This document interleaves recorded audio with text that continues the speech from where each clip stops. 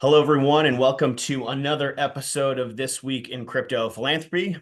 As always, my name is Nick Mikhalevsky, Senior Sales Manager here at The Giving Block.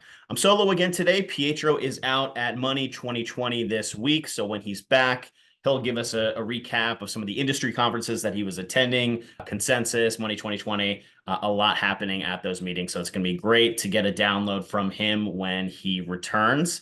There's a lot going on this week. We've got a ton of nonprofits that we're talking to, so a little bit of a shorter episode today. And with that, I'm just going to kind of jump right in.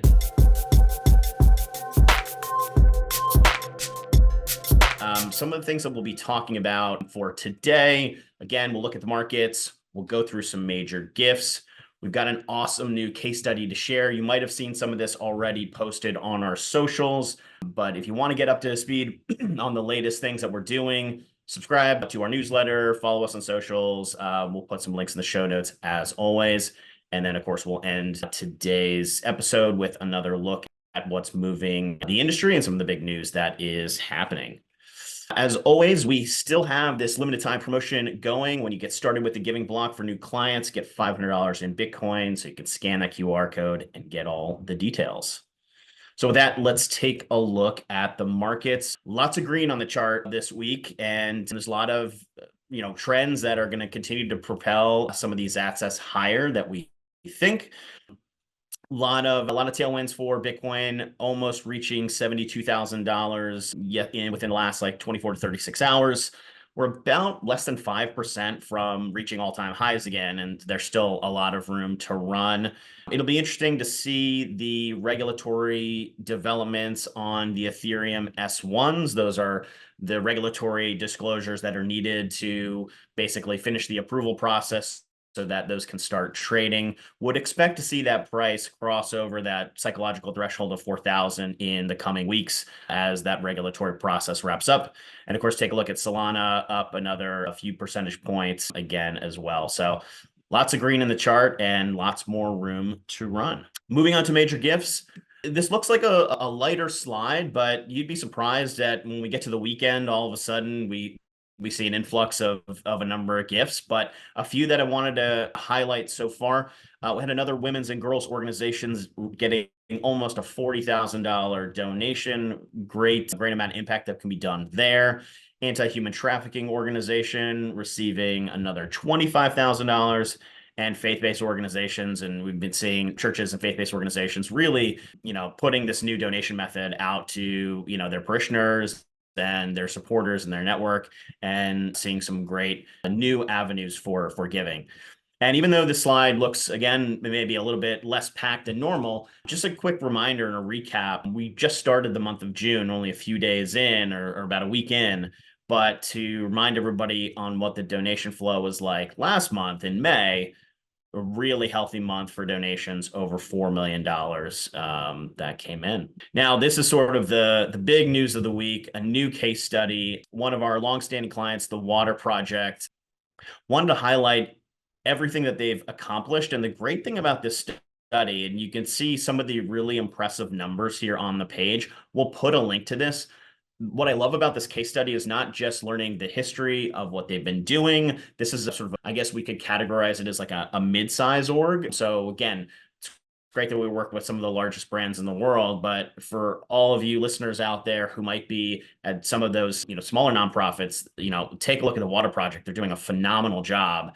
And I've just got a screen grab here of sort of the top part of the case study, but click the link in the show notes to take a deeper dive. What I love about what our team has written is a really in-depth analysis, not only of their history and what they've done, but most importantly, the steps that you can take to try to replicate the kind of success that the Water Project team has seen. We've got a really great prescriptive steps, additional resources, links out to our blogs, links out to our knowledge base if you're a client. So a lot of really great step-by-step information to see how you can bring this to the program that you either want to launch or are working on refining. So check us out.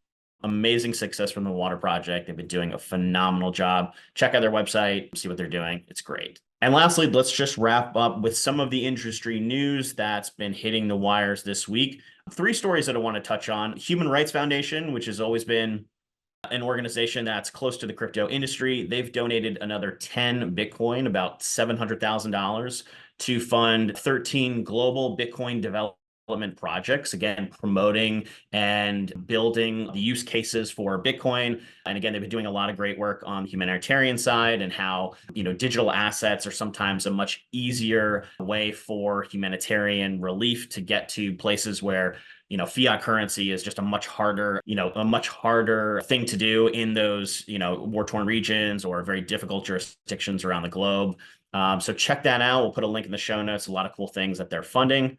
Along with the Bitcoin ETFs, we're seeing a number of new jurisdictions that have launched approvals, and we'll only see this continue. I mean, again, as markets get a more regulated way to engage with the crypto industry, this global adoption is only going to continue to accelerate. So Thailand has now approved the next round of spot Bitcoin ETFs, and you can see some of the other countries that they are now joining. Again, expect to see more of this continue in the future.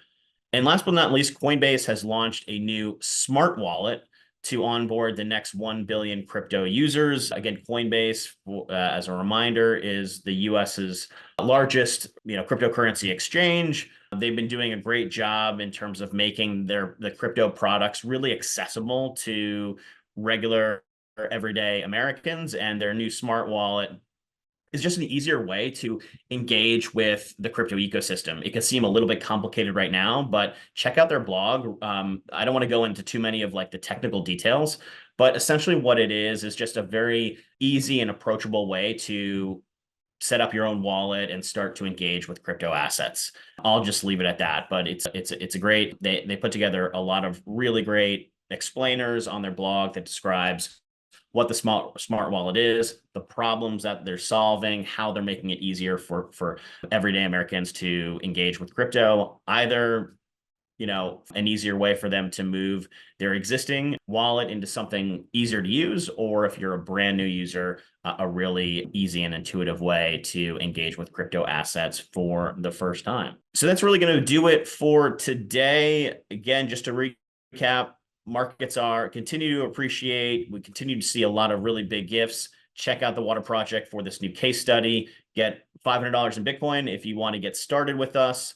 We've got a full calendar of nonprofits that we're talking to for the next few weeks. So if you want to reach out to me or anybody else on the team, go to the Giving block, click the Talk to the Team button, get on our calendars. It's really easy, and we'd love to chat. So with that, on behalf of the Giving Block and the Giving Block team, we will see you next week.